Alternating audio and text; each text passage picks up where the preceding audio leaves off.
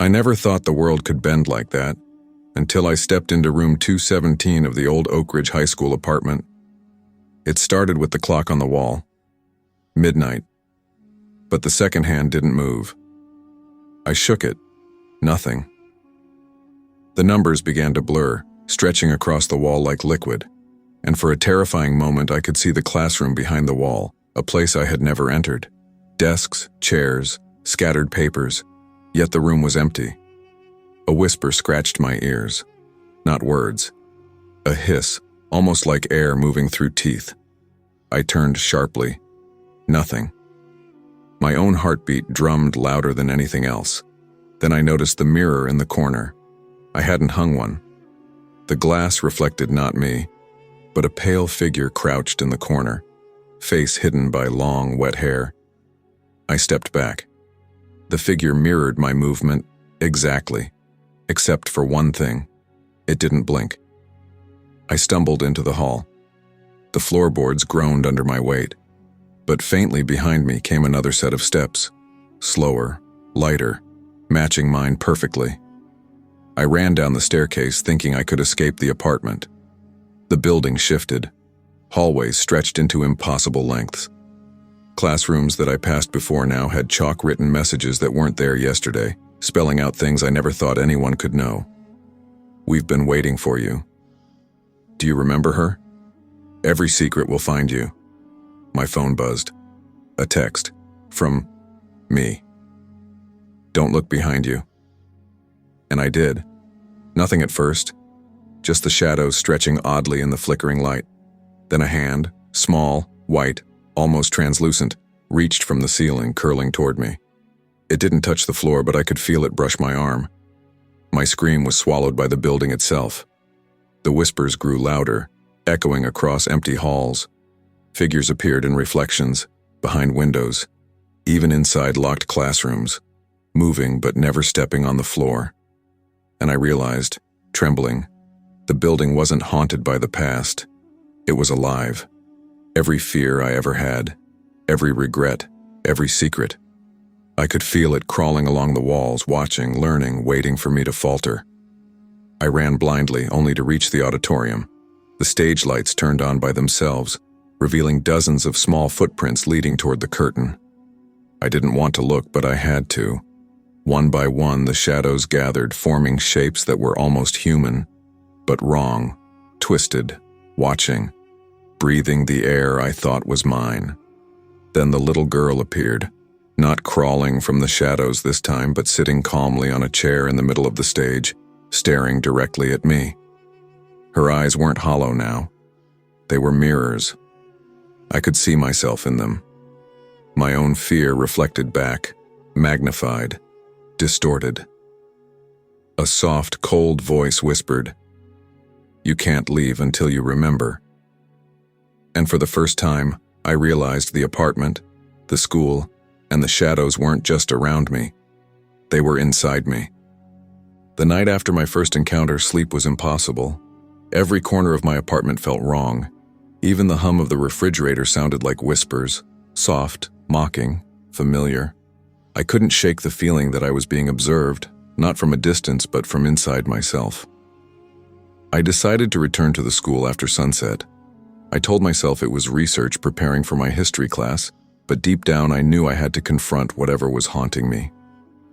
As I stepped into the hall, the air grew unnaturally cold, each breath forming ghostly mist in front of my face. My flashlight flickered, then died. In the darkness, I could hear it. 100 tiny footsteps circling me, slow, deliberate. They weren't on the floor. They were in the shadows themselves. I fumbled with my phone's flashlight. The beam landed on a desk in the hallway. Papers were stacked neatly, but the top sheet had my name written over and over in jagged crimson letters. I froze. The sound of pages flipping came from every direction at once. Then I saw her, the little girl. She was not crouched, not sitting. She was floating, hovering a foot above the floor, her reflection stretching unnaturally across the dusty tiles. She raised a hand and pointed toward the library. I had no choice. I followed. Inside the library, The bookshelves shifted as I walked between them. Titles changed. My personal memories appeared as books. The lie I told in 3rd grade, the friend I betrayed, the secret I hid from my parents. Every step I took, more shadows emerged, flickering just beyond vision. I realized this place wasn't just haunted. It fed on guilt, on memory, on fear. A voice, unmistakably human but layered with an echo, whispered in my ear, "Do you remember what she wanted?" I spun around. No one, only the little girl, closer now, her eyes reflecting all the moments I'd tried to forget. Then the ceiling cracked. Shards of plaster fell, but instead of hitting the floor, they hovered mid-air, forming shapes, faces, screaming silently, pointing at me. The walls themselves seemed to stretch, bend, and pulse as though the building were breathing. Panic surged. I ran, but the hallways were endless. Each turn led me back to the same library, the same floating girl, the same whisper, "Remember her or join her." My flashlight caught something in a reflection, a shadow not attached to any body, stretching from the floor to the ceiling, pulsating, alive. I realized then that the shadows weren't just shadows. They were fragments of everyone who had ever been trapped here. Their fear, their regret, their death. It all lingered, waiting for the next soul to join them. I tried the front door. Locked. I tried the windows. Blackness outside, no moon, no streetlights. I was trapped. Then the little girl's voice became clear, human, terrifying. "You've always been here. You just never saw." And I understood. The Oak Ridge building wasn't just a place. It was a mirror of my own guilt, my own hidden fears, made flesh and shadow. And it wasn't going to let me go, not until I faced the darkness I had spent my life hiding from. I sank to the floor, breathing heavily. My own reflection appeared in a darkened window pane, my eyes wide, my face pale, but behind me, shadows moved independently, forming hands, reaching for me, almost gentle, almost comforting, and the whisper returned, soft but certain. Some truths can only be remembered when fear is complete. I realized then, surviving this night would not mean escaping. It would mean remembering everything I had buried, and even that might not be enough. I don't know how long I sat there trembling, staring at my reflection while the shadows danced around me. Time had no meaning.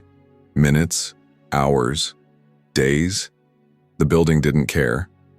Then I heard it. A soft melody, familiar yet distorted. My childhood music box song. But the music box was buried in my attic in Denver, miles away. Yet here it was, echoing through the hallways of Oak Ridge.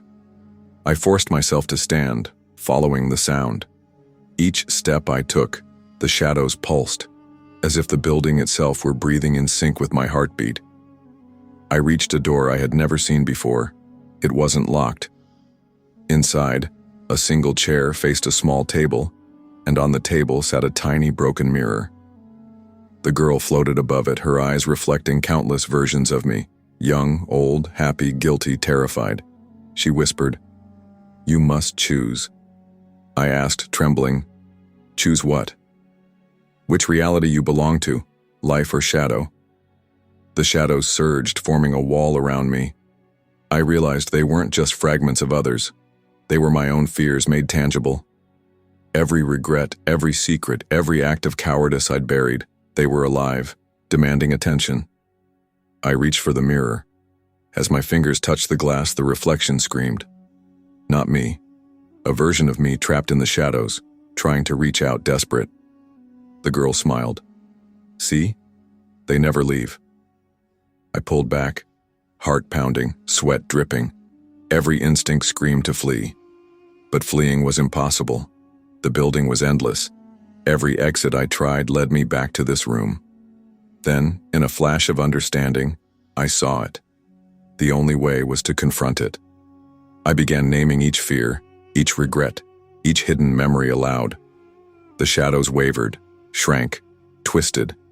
Some fled, Some screamed silently, some merged with the floor and walls disappearing. But the girl remained, calm, waiting. Finally, I admitted the last truth. A shame I had never spoken aloud. The shadows shivered, the floor quaked, and the walls seemed to stretch one final time. Then silence. Absolute. The girl's eyes softened. You remembered. You're free. For now. I stumbled out of the building into the cold night air. Oak Ridge stood still, silent, like nothing had happened. But I knew it wasn't over. The last thing I saw before I turned away. The tiny mirror, floating in the middle of the empty lot, reflecting me, but also 100 other versions, shadows trapped forever. I whispered to myself, heart racing. I survived, but only because I remembered. Next time, someone else might not be so lucky. And as I walked away, I could still feel them, the invisible footsteps following me, reminding me that fear never truly leaves. It only waits.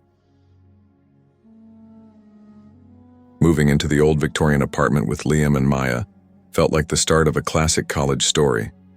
Late-night study sessions fueled by cheap pizza, questionable decor choices, and the unspoken bond of shared survival. To spice things up, Liam, ever the quirky one, suggested we keep a dream diary. The rules were simple. Every morning, we'd write down any vivid nightmares we had and share them over breakfast. He claimed it would be a fun way to explore our subconscious fears. Maya, always game for something a little out there, agreed. I was skeptical, but the idea of adding a bit of intrigue to our mundane routine was tempting. The first few entries were fairly tame. Falling from heights, being chased by shadowy figures, the usual anxiety-fueled nonsense. We'd laugh them off, offering amateur psychological interpretations while pouring more coffee. But then Maya wrote about a recurring dream of a vast, empty forest where the trees had eyes that followed her. The unsettling part. Liam had dreamt of the same forest, the same watchful eyes, the very same night. We chalked it up to coincidence, the collective stress of exams manifesting in similar anxieties. But the coincidences kept happening. I dreamt of a suffocating darkness filled with whispers I couldn't understand, and the next morning, Liam described the exact same oppressive blackness and unintelligible murmurs. Maya dreamt of losing her teeth one by one, the sensation of them crumbling in her mouth horribly real, and I woke up with a phantom ache in my jaw, my teeth feeling strangely loose. The dreams were becoming more vivid, more visceral. Maya started waking up with faint scratches on her arms after dreaming of being dragged through thorny bushes. Liam developed a persistent cough after a nightmare of drowning in thick black water. And I woke up one morning with a searing pain in my ankle, the exact spot where I had been bitten by a grotesque spider-like creature in my sleep. There were no marks, no bruises, just the lingering phantom pain. The fun had long since vanished. A thick, unsettling atmosphere hung over our apartment. We started avoiding the dream diary, the unopened notebook lying on the kitchen counter like a silent accusation. But the dreams continued, bleeding into our waking hours with an insidious persistence. The feeling of phantom teeth falling out would grip me mid-lecture. Liam would cough uncontrollably during quiet moments in the library, and Maya would flinch at the sight of trees, her eyes darting around as if expecting them to start watching her. One particularly terrifying night, I dreamt that I was standing in our living room, but the furniture was twisted and grotesque, the walls covered in pulsating veins. Liam and Maya were there too, but their faces were elongated, their eyes wide and black, and they were whispering in that same unintelligible language from my earlier nightmares. As I tried to scream, one of Liam's elongated fingers reached out and touched my cheek, and I felt an icy coldness seep into my skin. I woke up with a gasp, the lingering cold on my face. The apartment was dark and silent, but then I heard it, a faint, rhythmic whispering coming from Liam's room. It was the same language from my dream. A primal fear seized me. I crept out of bed, my heart pounding against my ribs. The whispering from Liam's room was clearer now, a low, guttural murmur that seemed to vibrate through the floorboards. I pressed my ear against his door. The whispering was constant, unbroken. It sounded like a litany, a dark incantation. Slowly, I pushed the door open.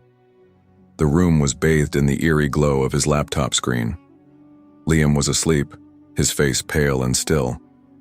But his lips were moving.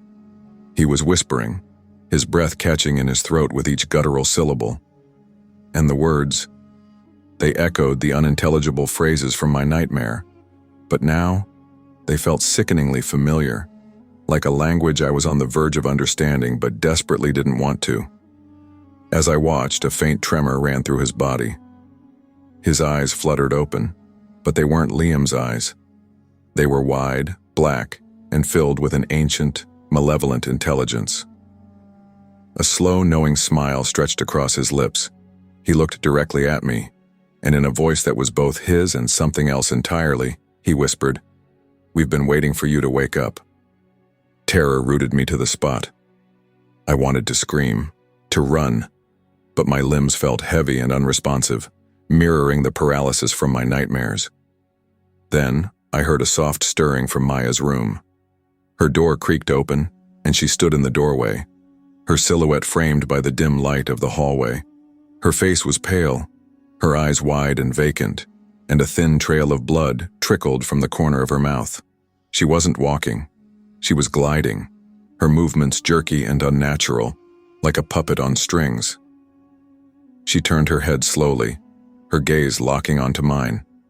Her lips peeled back in a grotesque imitation of a smile, revealing teeth that seemed sharper, longer than humanly possible. A low hissing sound escaped her throat, a sound that resonated deep within my bones, stirring the same primal fear that Liam's gaze had ignited. They were both looking at me now, their eyes burning with an unholy light. The whispering from Liam intensified, blending with Maya's hissing into a chorus of nightmarish sounds that filled the apartment, pressing in on me, suffocating me. I could feel a cold dread seeping into my very soul, a certainty that the dream diary hadn't just been a silly game. It had been an invitation, a conduit. We hadn't just been sharing our fears, we had been sharing our minds, our very beings, with something ancient and malevolent that had been lurking just beyond the veil of sleep, waiting for an opening. And we had given it exactly what it wanted.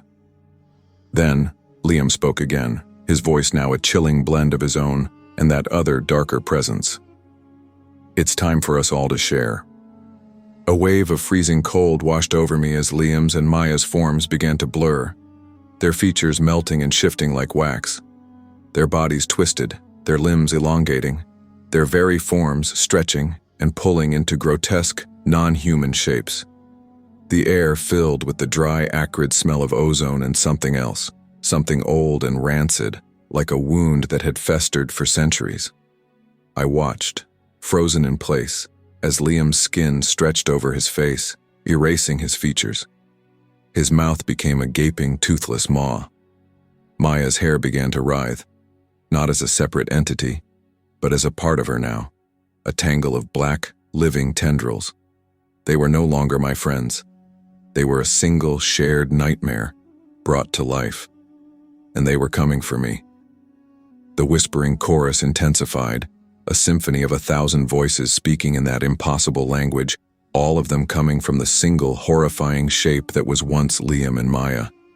I could feel it inside my head, not as sound, but as a pure, unfiltered sensation of hunger, a desperate, ravenous need for more minds, more memories, more fears. It wanted me. I stumbled back, my feet heavy with a paralysis I couldn't escape. My eyes landed on the kitchen counter, where the open dream diary lay. The pages were no longer white. They were black, covered in a swirling, pulsating script. It wasn't ink. It was blood. The blood from Maya's lips, the blood from the scratches on her arms, the blood from the phantom wounds we had all endured. It was the bridge. The dream journal was the bridge. In a last, desperate act, I found a fleeting moment of control over my paralyzed limbs and reached for the lighter on the counter. My hand trembled, but I grabbed it. The lighter flared. A tiny, defiant burst of light against the encroaching darkness. I touched the flame to the corner of the journal. The paper caught fire with a hiss, the black pages curling and burning. But as the flames consumed the book, the horrifying forms of my friends did not vanish. Instead, they writhed in a new agony, their forms twisting into a single collective shape. And as the final page of the journal turned to ash, the single terrifying shape was complete. It was a mass of flesh and bone, a pulsating, amorphous blob of living nightmares with two wide black eyes that stared directly at me. And I felt it.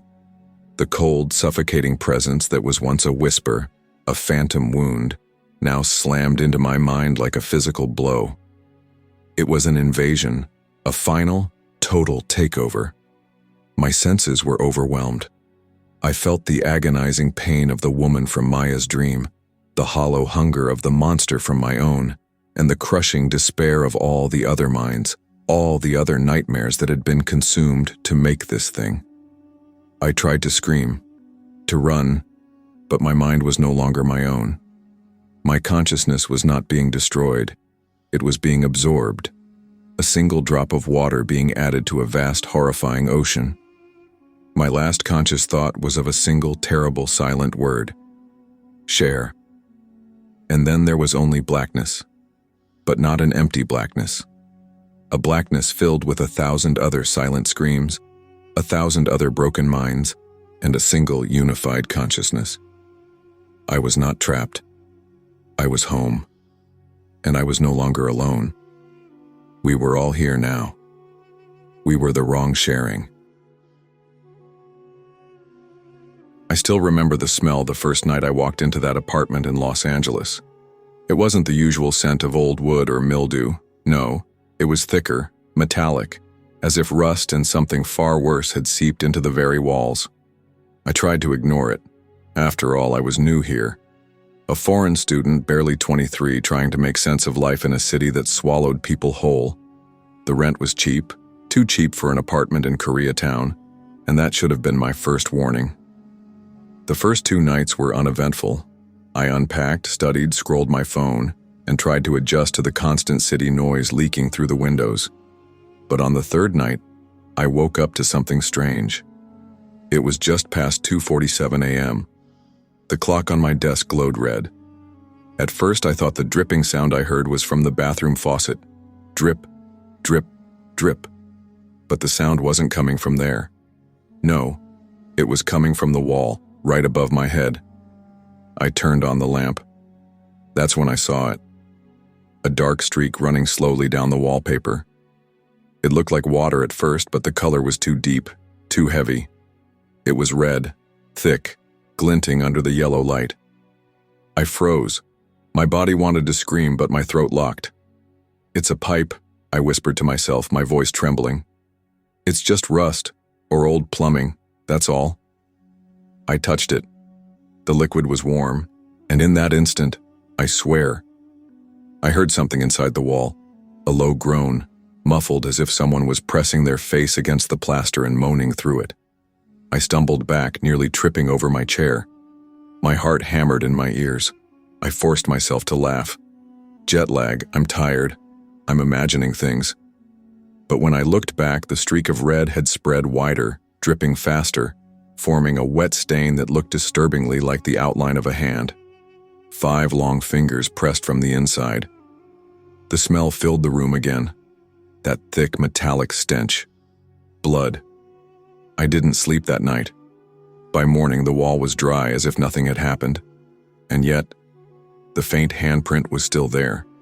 The next night, I forced myself to believe I had imagined it. Hallucination, stress, maybe even a prank from the landlord. But deep down, I knew better. I had taped a piece of white paper over the wall that morning just to cover the faint handprint. By midnight, I was lying in bed with my laptop, headphones on, pretending I was fine. That's when the noise began again. Drip, drip, drip. My heart dropped. Slowly, I pulled my headphones off. The sound was unmistakable. Louder now, heavier, as though something thick was oozing steadily inside the wall. I turned my lamp on. The paper I had taped earlier was soaked through. A dark, spreading blotch had bled across the white sheet. I stared as the paper began to sag, wet and crimson before peeling itself away from the wall and falling to the floor with a wet slap. Behind it, the wallpaper was alive. That's the only way I can describe it. The wall wasn't just stained anymore. It was pulsing, throbbing, as if veins were running through it. I could see the red liquid seeping out, running downward in rivulets. My phone slipped from my hand when I noticed something worse. There was movement. From beneath the wall's surface, something was shifting, slowly, deliberately. A bulge formed like a forehead pressing against the wallpaper from the inside. Then a nose. Then the outline of lips. And then, it spoke. Not with words, but with a breath so cold it fogged the lamp's light. A low whisper pressed against my ear, though I was across the room. "Get out." I screamed, stumbling backward, knocking over my chair. I grabbed my phone to call someone, anyone, but the screen was cracked. I hadn't dropped it hard enough to break it, but the glass had split down the middle, and through the fracture, the display flickered on its own. 3 words appeared in my message app. "Stay with me." I ran. I didn't care if I had to sleep on the street. I pulled the door open, but something was wrong. The hallway was black, not dim, not dark, black, as if every light in the building had been swallowed. I hesitated for just a second. That was enough. The sound came again from inside my apartment. Not dripping now, knocking, steady, slow knocks. From the other side of the wall, 1 knock, 2, 3. I slammed the door shut and pressed my back against it, gasping. And then the apartment went silent. No dripping, no knocking, nothing. But in the silence, I realized something horrifying. The walls weren't breathing anymore. I was. And the sound wasn't mine. I couldn't breathe. The sound of lungs dragging in air, wet, rasping, echoed all around me, but my chest was locked tight. I realized with absolute terror that the walls were breathing for me. Every inhale pressed the wallpaper outward. Every exhale drew it back in. I whispered, "This isn't real." But the wall answered, "You are inside me now." The voice wasn't loud, yet it filled the entire room. My lamp flickered violently and then burst, showering sparks. Darkness swallowed everything except the faint glow seeping from the cracks in the wall, red, pulsing, like veins of molten blood. I stumbled toward the door again, my palms slick with sweat. My hand gripped the knob. Cold. Too cold. I twisted, yanked, but the door wouldn't move. The wood itself began to soften, sagging as though it too had turned to flesh. My fingernails tore as I clawed at it, but the door wasn't a door anymore. It was skin. Then the knocking came back. Not from outside, not from inside, from behind me. I turned slowly. The bulge in the wall was bigger now, pressing outward until the wallpaper tore. A pale face forced its way through, empty sockets where eyes should be. Skin stretched too thin, dripping scarlet down its neck. Its mouth opened wide, far too wide, and it screamed without sound. Every drop of blood that had been seeping from the walls surged upward, flowing back into the thing's body. The entire apartment reeked of iron. My stomach churned. I pressed my hands over my ears, but the whisper still came, vibrating through my bones. "Stay. Forever." And then, it moved. The figure pushed forward until half its body was outside the wall. Its hand reached toward me, long dripping fingers grazing the floor, leaving smears of blood wherever it touched. I bolted toward the window. My only chance. I slammed it open, not even caring I was on the 7th floor. Anything was better than this. I climbed onto the sill. But when I looked out, my body froze. There was no city, no lights, no sky, only walls. Endless walls stretching into darkness. All of them breathing, all of them red, and hundreds of pale faces pressed against the surfaces staring at me. I screamed and turned back into the room. only to find I was no longer standing in my apartment. The walls had closed in, flesh, wet, pulsing. And right before everything collapsed, the voice whispered one last time, closer than ever, as if it was inside my skull. You were never a tenant. You were always mine. Darkness swallowed me whole.